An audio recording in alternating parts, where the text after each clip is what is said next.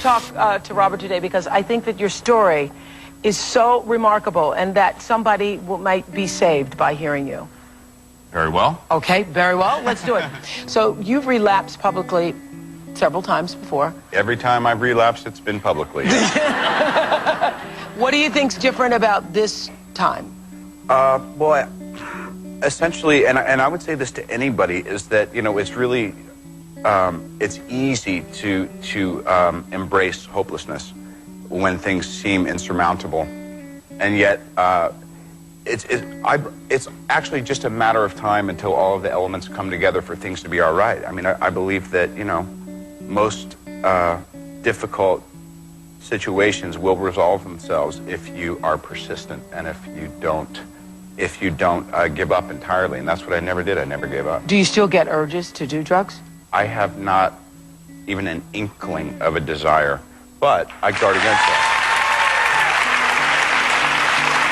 That's pretty amazing, actually. Yeah. Do you worry about relapsing again? Oh, no. No. No problem. No. Well, yeah, the thought is terrifying, but rather than living in fear of something that is within the realm of control, provided I don't imagine I'm running the show and that I don't get into a position where I start becoming narcissistic and I'm not vigilant anymore and I don't do the things that... And by vigilant, it means what? Every day you've got to... Well, sometimes, you know, sometimes every day is a problem too, because here's what I tend to do. I'm either, you know, as what you saw, that beginning clip, and thank you, very glamorous, I appreciate that. Or I also can tend to become so regimented and uptight that people are like, hey, Grandma, should we just put a shawl around you?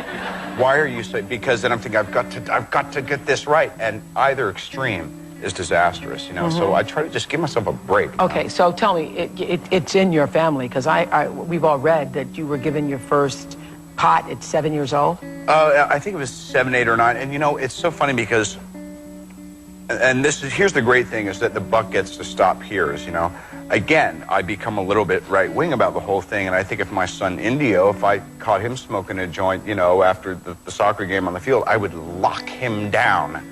And, you know, kind of like Judge Myra said, I'm going to incarcerate you in a way that is very uncomfortable, as opposed to incarcerate me in a way that's pleasant. This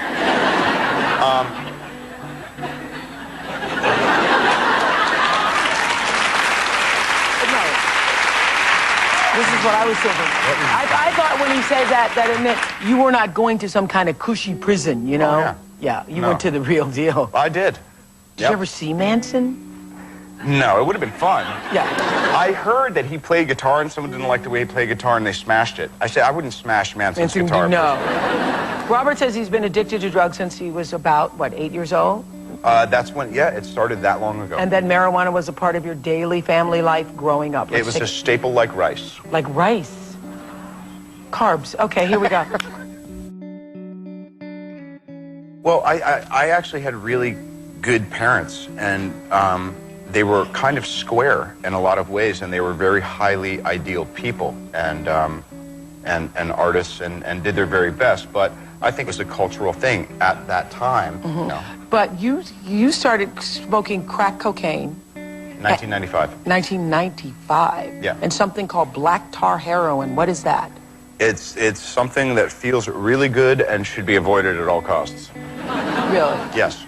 It's like a stronger form of heroin than regular heroin? I don't know about the stronger forms. I just know that that's what I came across in a situation where it's like, hey, here's kind of what we're doing. And I'm looking, there's, you know, my friends, my peers, people who don't seem insane. And they're like, yeah, we're just doing a little of this. And I was like, great. Boy, that feels really good. I would like to do that every 20 minutes for the next, you know. And that's how it happened. It was literally the first time. Really? I had no... You were hooked the first time? I think so. I had no intention of making my public, my private life and my career so very difficult. And yet I believe, you know, as I sit here today, that I hope it's for some higher purpose, you know? Yeah. Okay.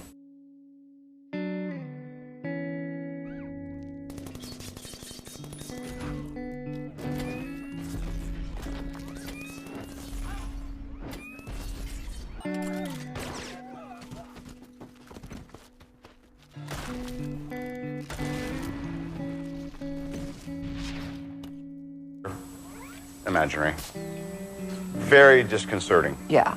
What was going on? Cocaine psychosis. That's just, it's one of the things that happens. It's tough stuff. But yeah, that's what was going on with me naked driving around with the rats. Do you remember the incident where we just had that 911 call where you ended up in a stranger's bed? That was my house. That was... Oh, no, it wasn't. It was theirs. There was there... Listen, I'm not, you know, these are common mistakes you make when you're struggling with alcoholism and drug addiction. So were you drugs and alcohol? You would do drugs and alcohol?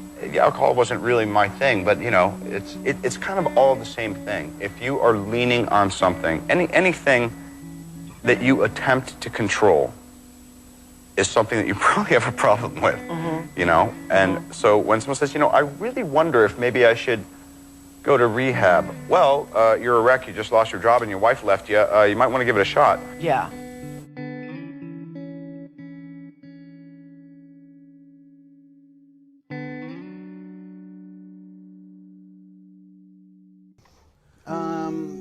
I want to say there's less pressure and there's more camaraderie. Do you feel you have to carry the Iron Man movies in a way that you don't when there's lots of you? It just comes down, it's just a matter of schedule. I mean, you know, when you're in every shot of something, you know what I mean? Well, it's kind of like doing your own show. You know what I mean? It's not like someone saying, hey, I'll do the next interview for you, you know? So you forget, you know, you want to still make sure that you have your arc and your moments, but you're not responsible for the narrative of the whole thing. So it's kind of great. And I genuinely like all the other folks, so that helps. Were you a superhero fan as a child or as a teenager? Or? I suppose as a Westerner, as an American, it's just so part of the kind of kid culture, you know?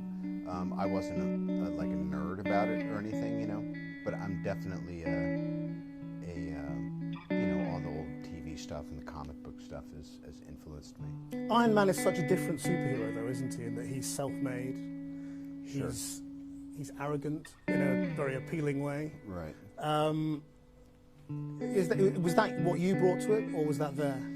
It was always inherent in the comics. And, you know, Stan Lee, back in the 60s, it was really kind of a Vietnam-era sort of fabrication, you know, and he was under pressure to keep coming up with new characters, and so he kind of did this mosh of things, and who'd have thought all those years later that it wound up being the character that differentiated this universe from other comic book worlds, and here we are, you know. What difference do you think it makes that he's a self-made superhero? I think more than anything, I always played it like he's a guy who's in big business that you may or may not have a judgment on. He's an arms dealer. And the metaphoric significance of having a piece of shrapnel from one of your own warheads blow up, and then you actually have to build something to save your own life. I always thought that to me is just, it's kind of a new myth. Could you explain the idea behind Ultron? I mean, what is the real fear here? In Tony's mind, the idea behind a team like this is for the team to retire, because the odds are that one or all of them are going to get bumped pretty soon. So his idea is pretty altruistic. He's thinking, how can I put us out of business and still have a big bouncer at the door of our vulnerable little planet? And that's why he does what everybody fears, which is unleash this monster. Right. Well, clearly he doesn't do it to unleash a monster. It's co-opted.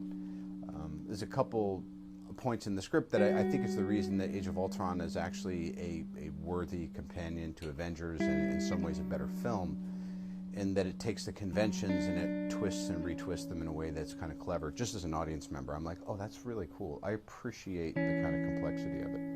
And what do you think of the obvious parallels being made between you and Iron Man? At this point, it's natural, but if you'd asked me in the first Iron Man, I'd be like, "That's me." And now I've realized that of course it's not. You know, I'm not saying that I'm such a fantasist that I felt like I was Tony Stark, but I felt like it was my persona. But none of us are our personas. But he's becoming a much more likable character as well, isn't he? I suppose a better so. man. Yeah, he's becoming a better guy. In a way that you are as well, I suppose. Sure. I mean, what I'd really like to ask you about a quote you gave to the New York Times, and I don't want to pry, so if you don't want to talk about it, that's fine. But what you said to the New York Times once was, it was after your incarceration, and you said you can't go from a $2,000 a night hotel suite to a penitentiary and understand it and come out a liberal. And I just wondered what you meant by that. Well, the funny thing is, and I appreciate your point of view, things that you said 5-7 years ago, or things you said in an interview that made sense to you at the time, I could pick that apart for 2 hours and be no closer to the truth than I'd be giving you some half-assed answer right now. I couldn't even really tell you what a liberal is. So therein lies the answer to your question. The statement sort of stands by itself, doesn't it? I mean, does that mean you're not a liberal, or that you came out of prison not being a liberal? Are we promoting a movie?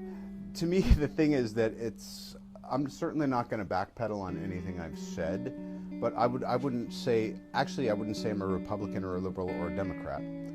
I think when I was talking to the person who was doing the interview that day, and that just happened to be my opinion.